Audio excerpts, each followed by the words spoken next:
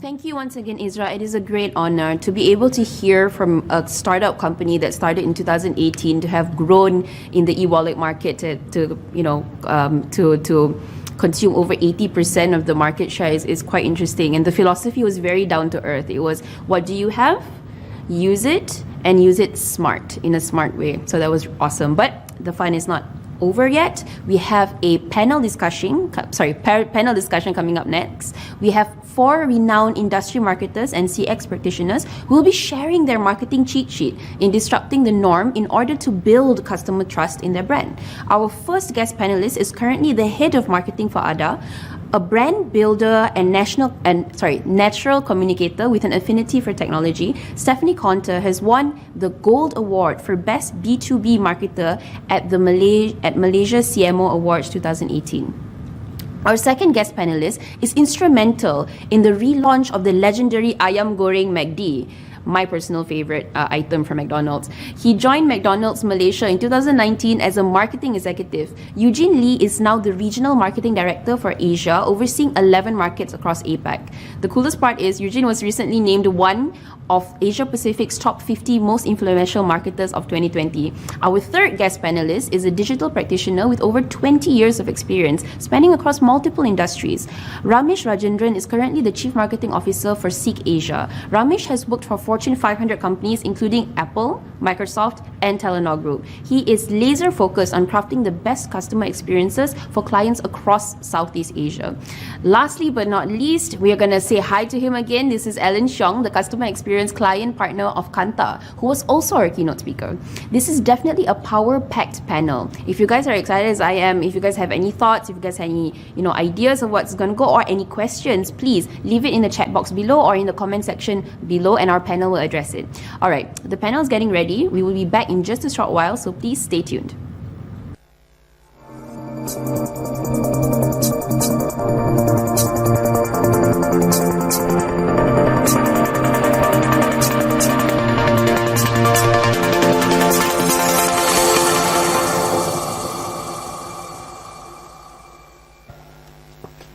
Welcome back, everyone, and thanks again, Myra, for that energetic and the introduction for this panel session.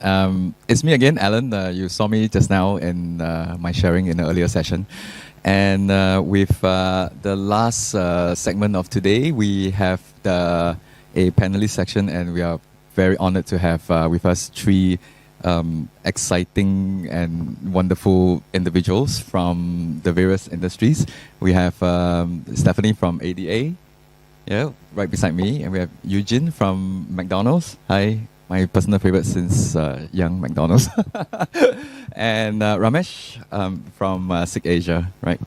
And the theme for today's sharing will be standing out from the crowd. And I'm sure with the topics that we have heard the last 2 days, with customer experience, with marketing, with digital disruptions and stuff, and how will brand continue to keep themselves afloat and standing out from the crowd, right? And maybe perhaps from that team, to start off with, I would like to ask individual. Maybe we'll start off with Stephanie. Yeah, what was the key driver that kept ADA from standing out from the crowd?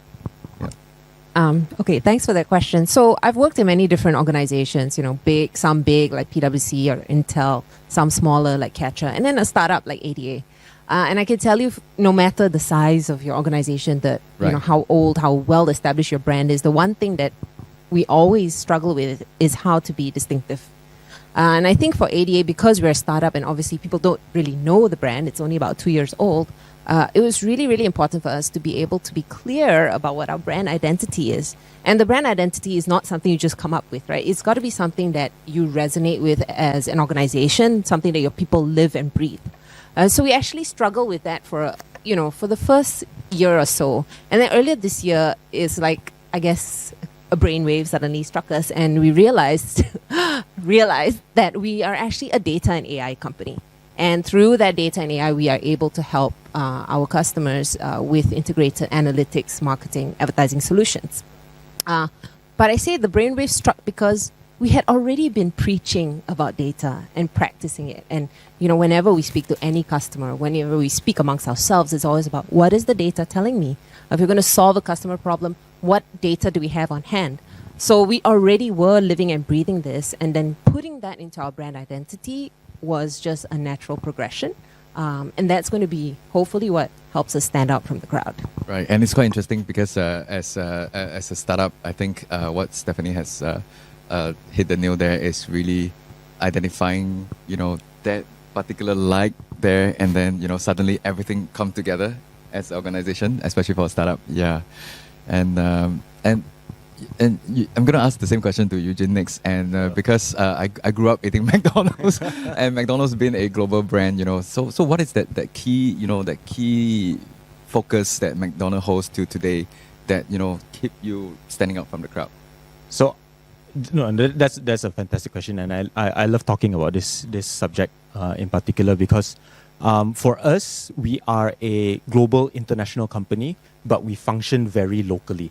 So we are localized in and hyper localized in all the markets that we function in, and the menu that you see in Malaysia is going to be different from the menu that you when you head to Thailand, when you head to Hong Kong, when you head to Australia. Everything is different, right, across the board. And so we're hyper localized, not just from a product sense, but from a communication sense as well. And so something that, taking it back to a bit more to the Malaysian context is how we started to stand out in Malaysia is by being hyper localized. And something that we realized very early on is that so a lot of the presentations and a lot of the agency materials, when they came in and talked to us, right, they would present scripts and they would present ideas in English, right? The jokes are in English, the punchlines are in English. But 98% of Malaysians speak in vernaculars, which is Bahasa and Chinese. And we realized that, right?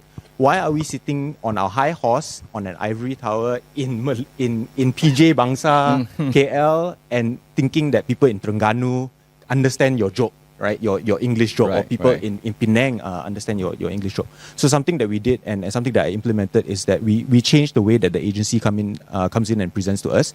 I told them you cannot come in with English ideas anymore. You're coming in and you're presenting a Bahasa script. You're coming in and presenting a Mandarin script, a Chinese script that has insights for Malays, that has insights for Chinese people that are speaking that way.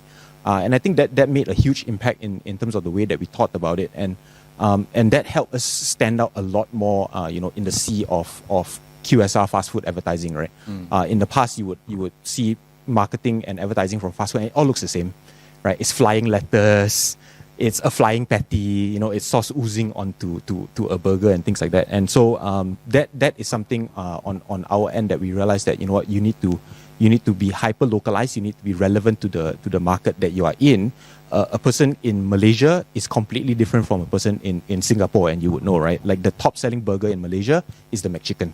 It's a chicken product. Right. The top selling burger in Singapore is the Filet-O-Fish. We're neighbors, but it's completely different products, right? So you have to be hyper localized, and I think that's something that McDonald's as a brand has done really well globally to help stand out in the crowd. Right. And I really echo that because when I first moved to Malaysia from Singapore, I went to one of the McDonald outlets, and I was so surprised that you serve nasi lemak. Yeah, exactly, right. Yeah, and egg, if I'm not wrong. Yeah, we don't find that in and we have porridge as well. Porridge, yeah, right. So and we don't find that in market like Singapore, for example. And yeah.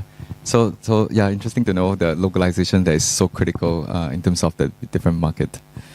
And just moving on to Ramesh. Yeah, I can see that he's ready to answer the question. I mean, very different industry again. From startup, data driven to F&B, fast food, and and SIG Asia. You play the link between employers and potential employees. Yeah. So what are the key drivers that kept SIG Asia from standing out from the crowd?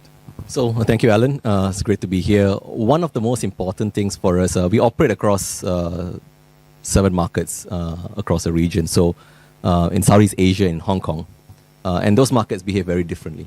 In Malaysia, most of the people here would know us as Job Street, and same across the border in Singapore.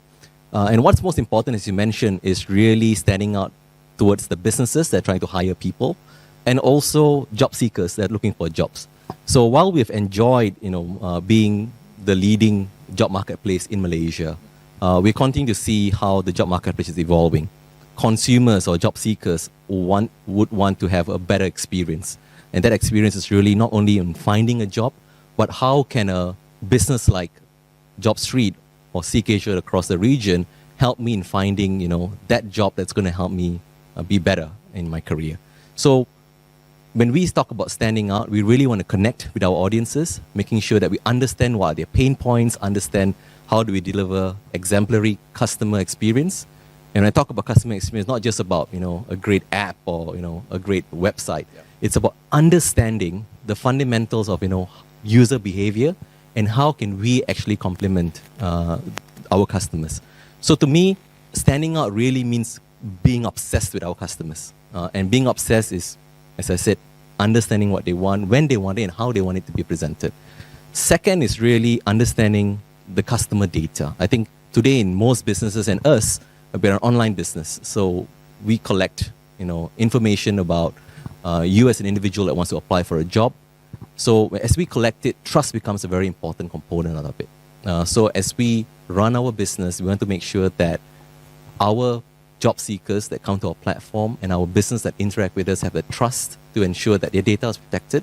At the same time, they're going after what's most important, which is their careers in the market. So those are really important components.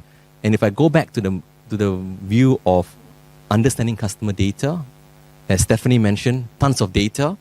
We are also starting to use artificial intelligence in a very big way to make sure that we can place most of our candidates in better jobs going forward. So we want to be that career and talent partner for every individual around our community. But the world is changing. As it's changing rapidly in the last couple of months, it is super important that we use data to guide how we're going to stand out going forward. Right. Thanks for sharing. And actually, that leads me to my next question. From you mentioned experience, customer experience. That's something that is always in my heart. And for CKAsia in particular, would it be more challenging because I would see that you have two different group of customer that you need to deal with? So from what I shared earlier in my session about redesigning the journey for your customer, so you have on one hand the employers, and on the other hand you have the potential employees.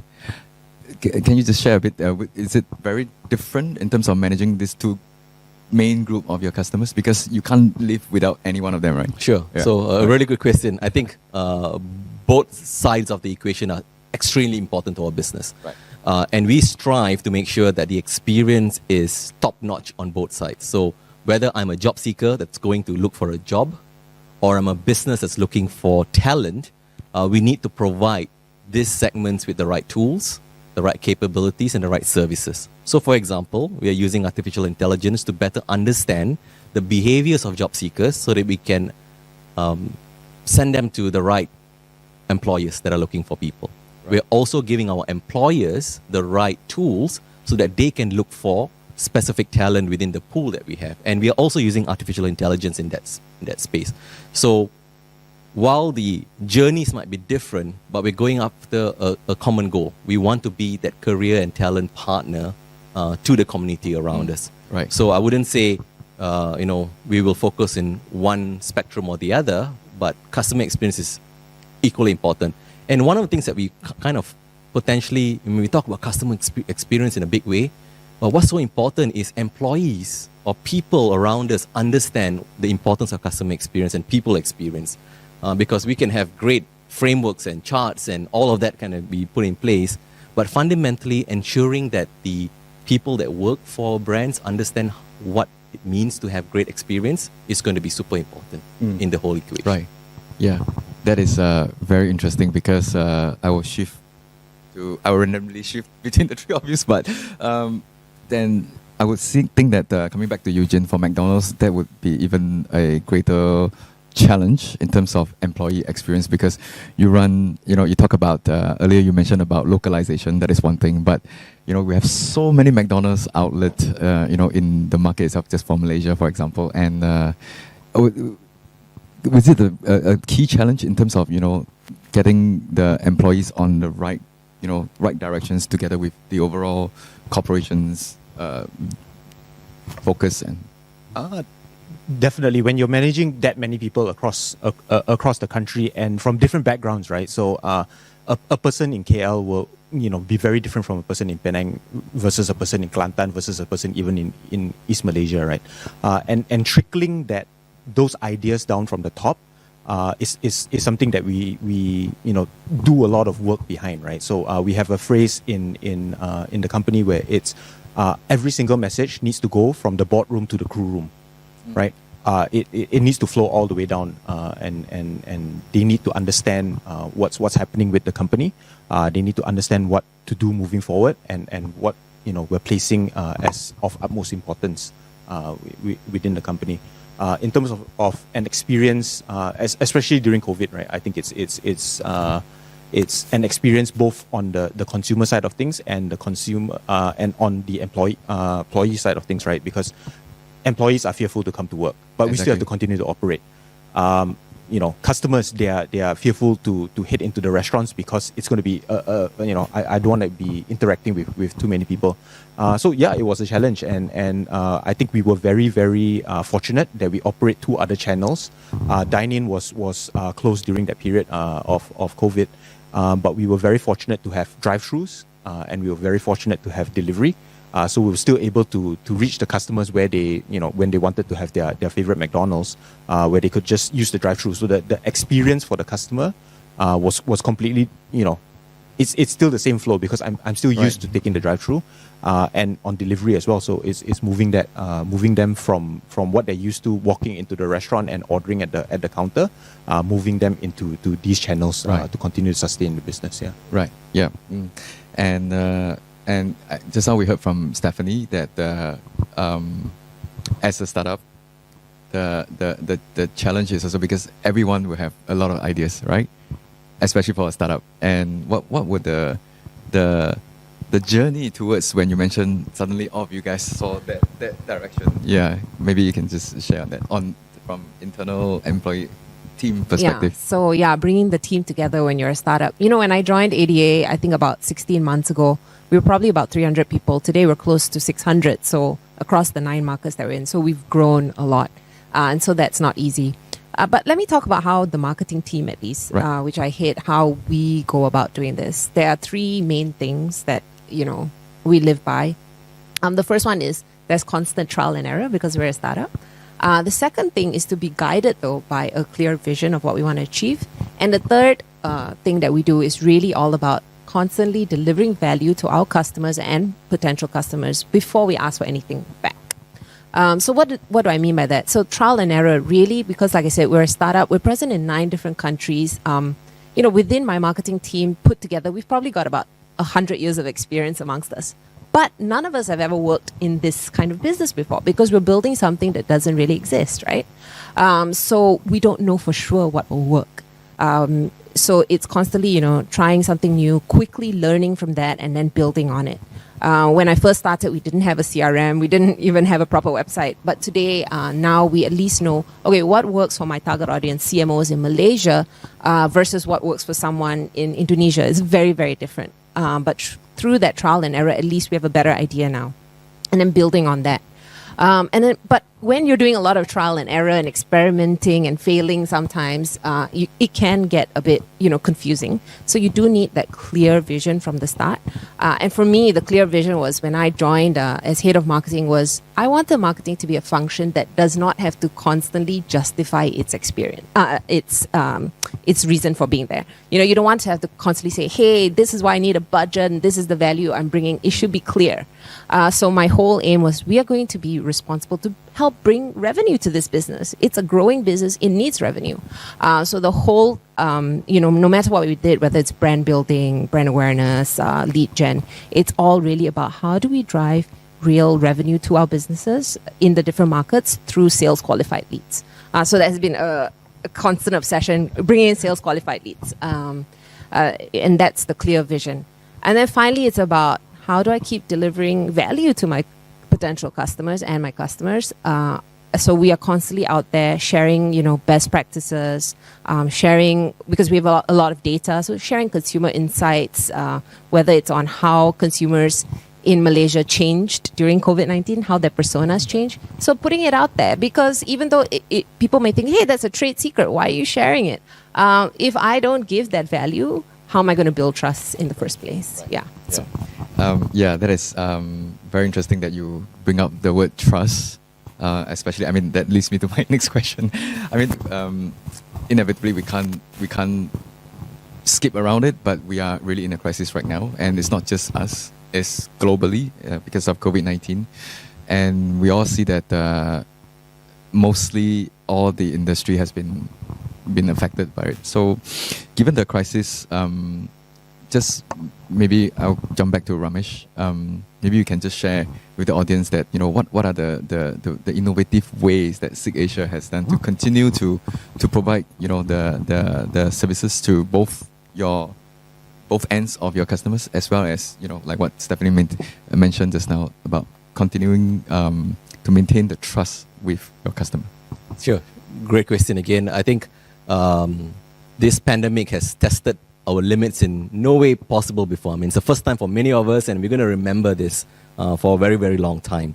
So at SIG Asia and our brands JobStreet and JobsDB across the region, when we hit the pandemic, and this was lockdowns across Southeast Asia in the month of March, we actually went back to the drawing board to basically say, whatever we planned for the last 6 months really doesn't make sense anymore. Because, businesses are closed, people are now all at home, they're stuck and they can't go out. So what do we do as a brand? And we went back to data. We went back to data to basically understand, what is driving, intent at that point in time. And one of the things that came out very quickly in the first few days of us going through the pandemic is people are going to lose jobs. And in any part of the world, this was a common concern for individuals, governments, and just people around us. And one of the things that drew to our attention was, how do we solve this problem? Because end of the day, if people lose jobs, our business is also at risk. Yeah. So we brainstorm, and as I said, people in the organization, not just marketing. Because for us to take something to the market, we need the collaboration of everyone in the organization to make it happen. And we came together as one, and we said, how do we help people that are going to be displaced? In Malaysia, back then it was 3.5% of unemployment. It's hit 5.3% last month. And we project, and the government and Department of Statistics projected 5.5 in a couple of months down the road. So we said we needed to solve this problem or lend a hand in ensuring that people can still find jobs. So my team came up with a brilliant idea to say that if you would have lost a job due to the pandemic, we wanted them to be visible to potential employers who needed immediate help. So if I'm a business and I need to hire someone today, how would I be able to see, who is available in the market and actually look at the individual's experience? So we launched a program called #WorkNow, which is basically very simple. I'm ready to work now. And we took it to market across 6 countries. Overwhelming response. We had over 77,000 people tag their profiles with WorkNow, and that really showcased that people actually needed jobs. And what is really touching? It was not about how much revenue we're going to bring in at that point in time, but we wanted to have a sense of purpose in helping the community around us. So today I'm actually really happy to even say that those people that tagged were actually contacted by employers, and more than half of them have actually found jobs in businesses. So that's a really good way of looking at a problem, right. Understanding based on data. We saw search volumes going up because people lost jobs. They're hungry for jobs, and we launched a program that actually bridged both the employers and employees. So tremendous effort using data once again, connecting with the purpose that we have as a brand, and basically, at the end of the day, delivering, to the community around us. So, I see the what you have shared, and also quite resemblance to what Stephanie has shared of her trial and error. I see it as company brands now needs to be more agile. Yep. Especially in times of crisis like this, like you mentioned, what you planned 6 months ago can throw out the window, and trend breaking and stuff like that. There's no more trend because we don't even know that will we get back to pre-COVID situation. I mean, just to add on, Allan, I think when we first launched this program, you had to go into your profile and put in #WorkNow. That was overnight, right? We managed to come up with this idea, but then because of trial and error, all right, we said, you know what if we could just send a link to the email or to the phone number registered, and the individual had to just click on it and say, I'm ready to work now. So over weeks into understanding data, we then launched version 2 of it, and it was much simpler and much better experience. So trial and error is super important in the age of today's environments. Right. And then so back to Eugene, and during this crisis, were there any things that worth sharing at McDonald's in terms of how the agility in turning the business around, agility, trial and error? Yeah, definitely. Yeah. I think the biggest thing that I saw across the system, and at least across APAC, was the move from ads, ADS, to X. So McDonald's across the system, we moved away from marketing, and we moved into acting, right? And doing things in the community, and that was what customers were concerned about, right? It wasn't about me putting a Big Mac in your face and saying, "Hey, come and buy now," right? Because no one is, the emotional state at that point in time is I'm concerned about what's happening around me. I'm concerned about what's happening in my neighborhood. I'm concerned about what's happening in my community. I'm concerned about what's happening in my country. So we moved from running ads on TV to doing X, right? And donating to frontliners. Customers were concerned about the safety of our employees in the restaurants and what we are doing on the back end to ensure that everyone is safe. How do we ensure that the food that we're serving to the customers are safe? Those were all the things that customers were concerned about. You put a Big Mac in their face, they're not going to be interested to buy it if they don't feel comfortable buying it from you in the first place. So we switched around our entire communication strategy, and I think that everything, and Ramesh, you spoke about it earlier, everything that we had planned and we planned for the entire year, we threw out the window, and we completely reconfigured what we were going to go out with. And globally, we've launched a program called Safety Plus, right? So it's a Safety Plus program that all the markets will execute in their own local way to talk about what the markets are concerned about. So if in Malaysia, wearing a mask is something that's important, and I want to see the crew member wearing a mask, I'll feel a little bit safer that way. That's what we do locally. In the Philippines, it could be seeing the crew sanitize their hands and wash their hands every half an hour, right? It could be something that's of concern over there. So every market has is very different when it comes to what they're concerned about, and you have to be agile that way. And so we moved out from X to X, and I think that I love the comment on brand trust scores earlier.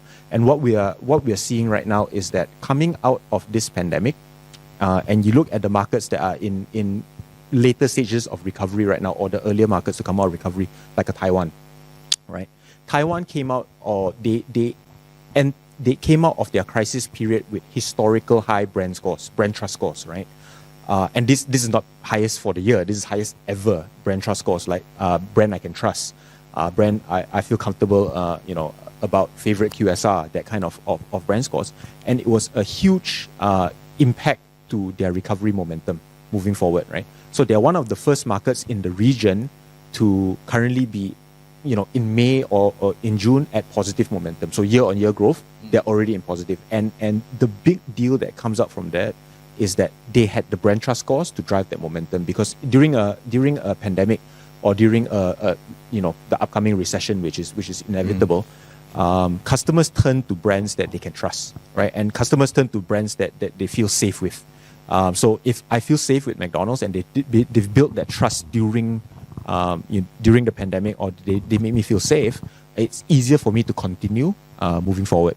So that's what we're seeing across the markets, and I think that that's something that we're going to continue to focus on.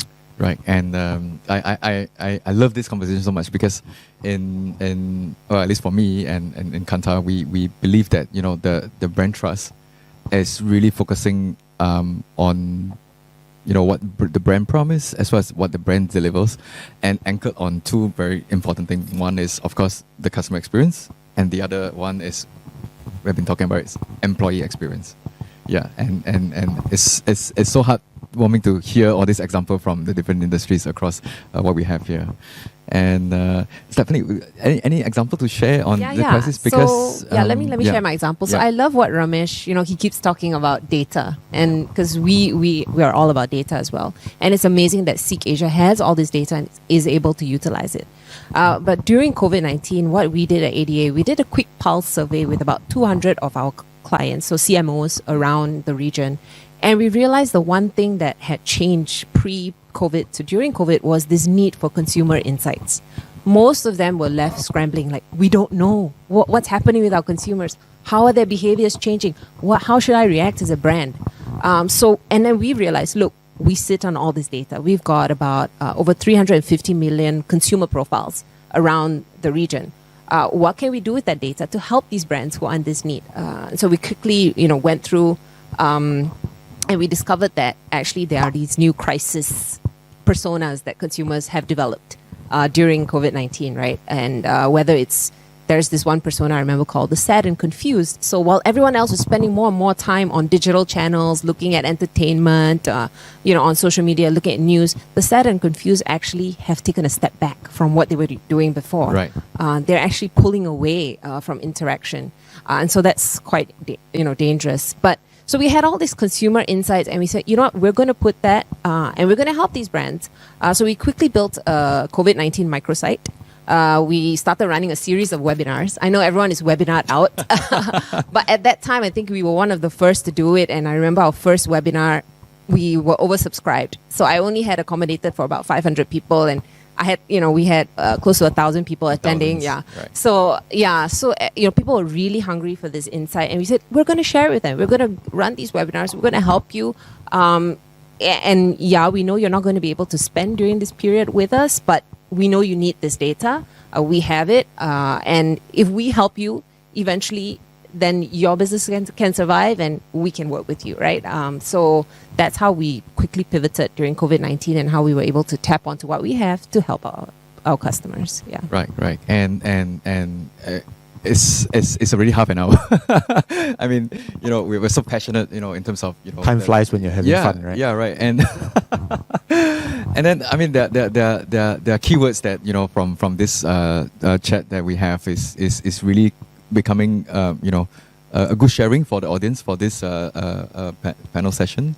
I mean, one of the top of my mind is brand trust, be agile, and of course customer experience that we're talking about, and the ability to quickly get the internal team together as one. Those are very good advice for the brands out there, company out there, whether you are SMEs or even big organization, for example.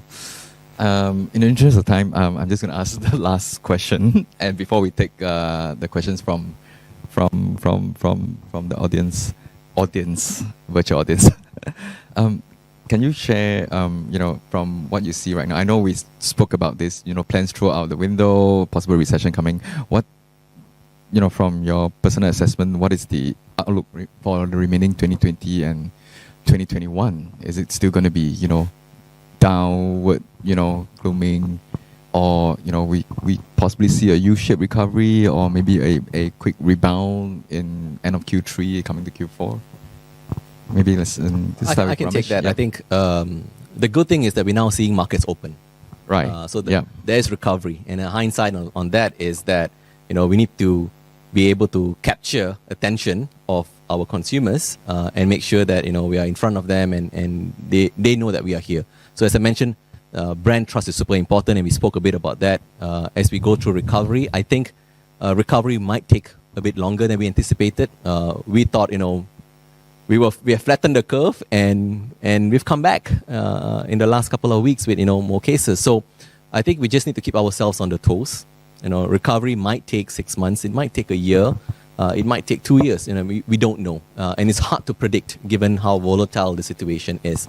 But as marketeers, keeping abreast of what's happening around us is super important, and I think that's really going to be able to shape how we as a brand help our consumers out there. So I think while we can't predict what the future is, we can make use, and there's plenty to do around us today to ensure that we can stay ahead of our business. Yeah, I just want to add in, I definitely don't think we're out of the woods yet. We have to be cautious. But one good thing that has come out of this, there have been so many people that have come to me personally and to my colleagues saying, God, I need to go digital. Realizing that, look, that's the future. My customers are digital because of the pandemic. Everyone's online. So I think that's the great thing. It's made a lot of businesses that otherwise would have continued to wait it out, realize they need to change, they need to get digital. And so, this is a great time to quickly pivot, restructure, and go forward. Yeah. Right.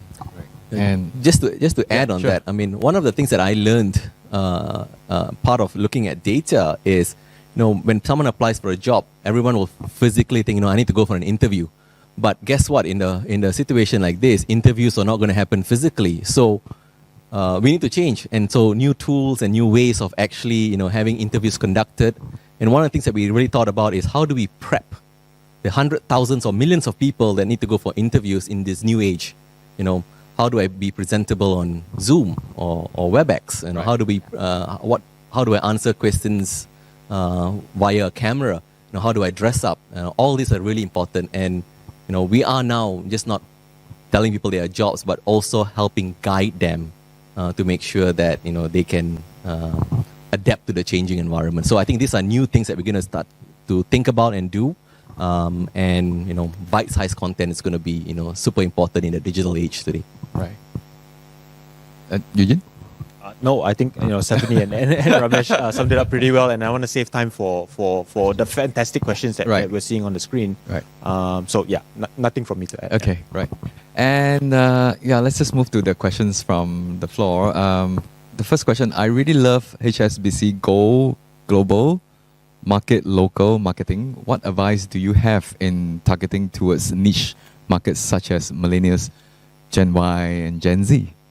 Can I quickly take that? Please. So every brand wants to go after the millennials, right? Everyone's like, okay, what are the millennials thinking? How can I go after them?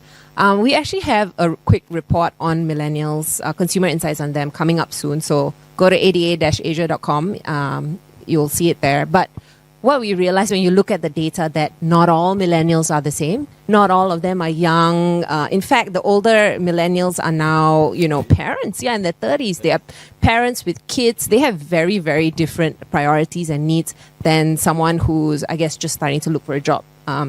So it's really, really important that you don't paint all millennials as a stereotype. Really understand what are the different types of millennials out there. Dig into that data. If you don't have your own first-party data, there's a lot of second-party data out there, whether it's through search trends, social listening. There are a lot of tools out there. Or there are third-party data providers like ourselves and many other providers who have consumer data that can tell you, hey, what are the different types of millennials? What are their interests? What are their needs? How do you personalize your offerings to them? So I think that's really key. Start with the data and personalize what you have. Gentlemen, anything to add? Yeah, I think the one bit of advice from me is to stop, in the first place, stop categorizing them into age demographics. Right, that's the immediately the wrong thing to do. Whether you say millennials, whether Gen Ys, Gen Zs, because you are clustering them into a set sort of stereotype, and I think that's the wrong thing to do. For us over at McDonald's, we've moved away from having demographics and it being age based or a profile based to being need state based, right? So when you want to sell something to someone, you're selling them based on their needs, right, and what they want at that point in time. Right, I could be 15 years old or I could be 50 years old and I would want a Big Mac, right? So I'm selling it to you based on your need state versus selling it to you based on your age group. And I think that's very important piece that you need to keep in mind, that you're identifying what someone wants and you're going after and doing marketing to tackle that want instead of trying to always put people into a age group or a segment and say, oh, let's talk to mothers. Even between mothers, every single mother is going to be extremely different, right? But do you talk to a mother that wants more time with her kids, or do you want to talk to a mother with that wants a break away from her kids, right? That's two different things as well, Right. So the marketing approach has to be very different. We tackle need states, don't tackle demographics in terms of an age. Right. I think we've been stuck in this whole persona world, right? So we build, and Stephanie and I were just talking before this, and we build a persona that says 18 to 24, and we kind of stuff everything, which is what Eugene is kind of alluding to. So mindsets are super important. I can be here sitting down and say, you know what, I want a Big Mac for lunch, or when I go home, that mindset might change, and I want to go for a nasi goreng somewhere. So I think as brands think about the people that they interact with, thinking about mindsets is going to be super crucial. Versus kind of forcing them into personas which were traditional ways of design thinking back then. Right. Thank you. Next question. In your opinion, what can the banks do in terms of digital marketing to stand out from the crowd? Yeah, so, sorry, hope you don't mind. No, go ahead, please. No, and I wanted to talk about this because we actually do work with a lot of banks. In Indonesia, we work with most of the top banks. And one thing that many of our clients and prospective clients that we were talking to during COVID, they're telling us, look, people are not spending. They're not going to want credit cards. No, they're not going to want loans because there are all these moratoriums. So, I'm not going to do anything. But the truth is, when we did just a quick search, right, on a quick look at search intent, there was, in many of the Southeast Asian countries, there was a rise in people looking for, personal loans, credit cards. So there's still opportunity. I think for banks, it's really important to not just assume, and really, again, goes back to the data. What are your prospective consumers really looking for? How can you really get back into that mindset? And digital is just a channel. It's just a channel, right? So really it goes back to, is there a need? Can I service that need? And how do I reach out to them? The great thing about digital, of course, is that you can now measure and see whether it's effective or not. Are you targeting the right person? Are you getting the ROI on your spend? Right. I'm going to be very, very blunt on that question. And I just want to touch on it a little bit. But so when you think about bank marketing, whether it's digital, whether it's traditional, whatever it is, the first word that comes to your mind is boring, lah, right? I mean, let's be fair, right? It's never going to be super exciting. So I think the easiest way for you to stand out is to, and we have a saying internally right now that creativity is now business critical, right? Because if you look at campaigns that are creatively awarded versus campaigns that are not creatively awarded. Creatively awarded campaigns perform 70%. That means the campaigns that take risks, right? That push the limits and the boundaries of creativity. I think that's how you stand out in a crowd, right? You push that towards a different medium. And I love what you said earlier, Stephanie, where it's not about digital marketing. It's not about being on digital and things like that, because it's about what creativity can you bring to the board. And it's about pushing that to the next limit. So I'll take a very, very good example, which is something that I'm very, very proud of. In 2019, we took one of the oldest mediums in advertising, which is billboards, right? And we took billboards and we changed all the billboards in Malaysia that we had a presence on to feature local icons, right? So we used McDonald's food and we changed it to feature the local icons in each local state. And that goes back to the localization message earlier, where you could see Twin Towers made out of French fries, right? You could see Penang Bridge made out of burgers. You would see Batu Caves, you would see, Sunway Pyramid, you see Taiping Lake Gardens. And it caused a massive buzz locally and very extreme in terms of the reach that it reached out to people. So it's not about the medium that you're on. Right. I really don't think that it's ever about the medium that you're on, but I think it's about the creativity. And I would love to see, like, next level creatives coming out from banks, right? Like, just being adventurous and being bold with your moves.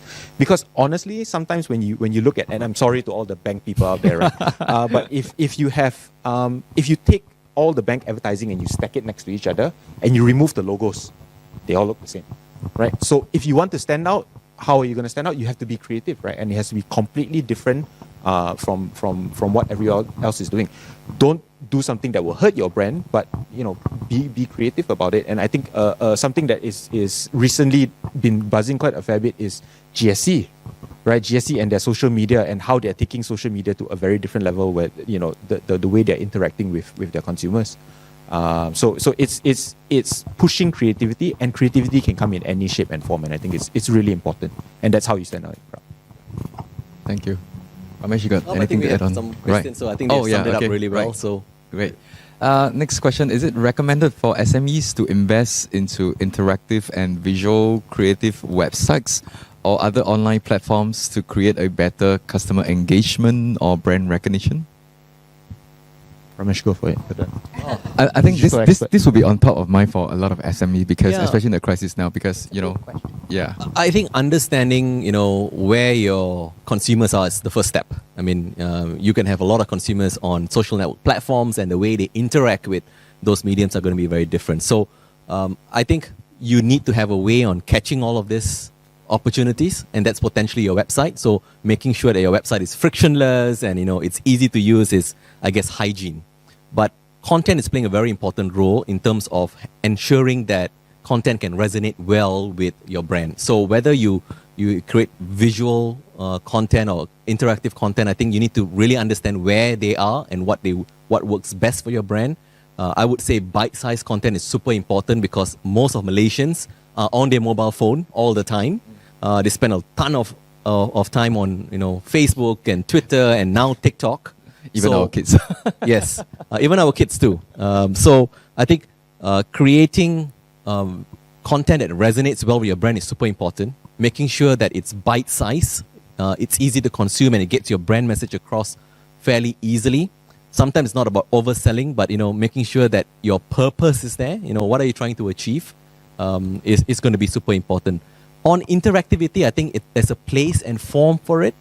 So if you're trying to send a message where you might want to have interactivity in terms of quizzes so that you can, spur demand and you can drive, next level engagement with your brand, I think it works to a certain extent.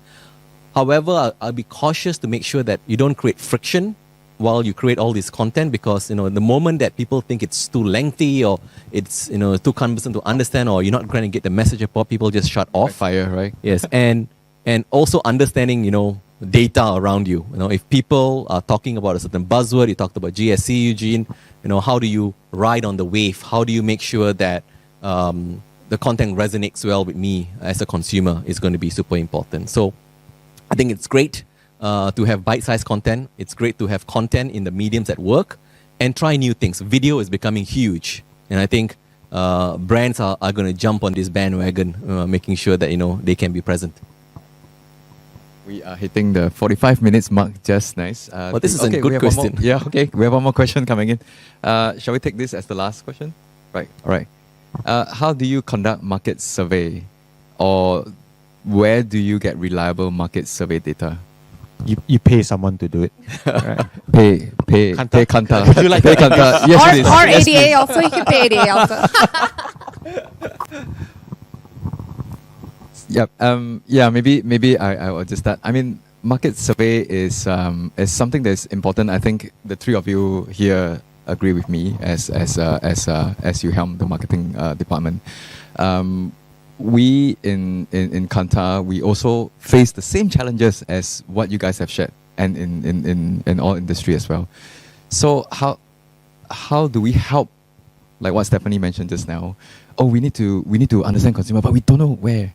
So not to hard sell a bit, but what we did was quickly we understand that there's this need from the market. So we actually created an agile offering. We call it an agile offering, where we allow the potential client to come to our website and to customize the research program or the survey program at a smaller size scale as compared to the traditional ones that we used to do. Because at this age and time now, we understand that that's the needs of the brands out there, like what Stephanie has mentioned. So so how do we conduct it? Is at the moment right now, we also need to innovate. We also need to be agile. We used to do a lot of face to face, but we know that because of COVID, there's no way that we can face to face. So what we did was we managed to move face to face to online. So no, I think we are one of the first few to quickly move that, and we have very good reviews from our clients because of that. Because nobody would imagine a in-depth interview can be conducted via online and stuff. Of course, we all know that digitization, everyone, is now hooked to not just hooked to it. We have to live with it because of COVID and stuff. So we move a lot of our work online as well. Though there are challenges, I must say, but it's the agility that you need to like trial and error to solve the thing, solve all those teething issues and stuff very quickly, so that you can at the same time still meet the clients what they need in terms of market research or market survey. Yeah, I just gonna add on to that. I think market surveys are great and it works, for brands in different ways. I also like to also mention that don't forget your customers are already telling you information about your brand and what you stand for and what's working, what's not working around you. So you don't really need to go and run a survey, tomorrow. But if you look around, either data internally or externally, I think it's going to give you some sense. The market research data, with Kantar that does that's good as a sense check in terms of where my brand is doing, the health of my brand, my brand health indexes. I think that's great. Moving to digital is one of the things that I've been pushing my team, and because I'm saying that gone are the days where you think about phoning someone up and asking 15 different questions. How can we do it in a more effective way, and how can we do it more often so that we get a tap off about our brand. So during the COVID-19 pandemic, and we hit March, April, we actually ran a survey across 6 countries to think about the happiness index. How are people feeling during this point? And we have something called the job report that we released, and it talks about how I felt before and how I'm feeling and what I kind of anticipate. But all of this was really data that was around us. We didn't have to go and run many different surveys. We just had to look under our hood. What do we have? Poll the audiences and kind of put that together. And I think teams in most organizations, data scientists, are coming together. Artificial intelligence is going to give us more data. But don't go too far. I think people are already telling us about our brand in many different shapes and forms. So it'd be good to also look around. Yeah, so I just wanted to add, I think that's a very good point. A lot of brands have your own data, but where a lot of our customers struggle with is, what about my competitors? What do I know about their customers? And there are increasingly providers who have this intelligence. I'll just talk about one of our offerings. So we have something called a location planner. So it's for retail stores. And using the what we call the ID for advertising in a consumer's mobile phone, we're able to see what type of consumers are going into your competitors' stores. What are their behaviors? What sort of digital apps do they use? When are they going into your competitors' stores? And when are they going into your stores? Which of your stores are performing better? For what reasons and why? So increasingly, there are tools out there that can tell you not just about your own consumers, but your competitors' consumers. So yeah, keep an open mind. There's a lot of stuff out there that you could make use of. And yeah, I think we have overran. I'm sorry, Slide Media. Okay. So thank you very much for sharing in today's session, Ramesh, Eugene, as well as Stephanie. And I'm sure whoever that tuned in this session has a lot to learn from as well. And with that, we will say thank you. Goodbye. Thanks. Sorry to the bank people.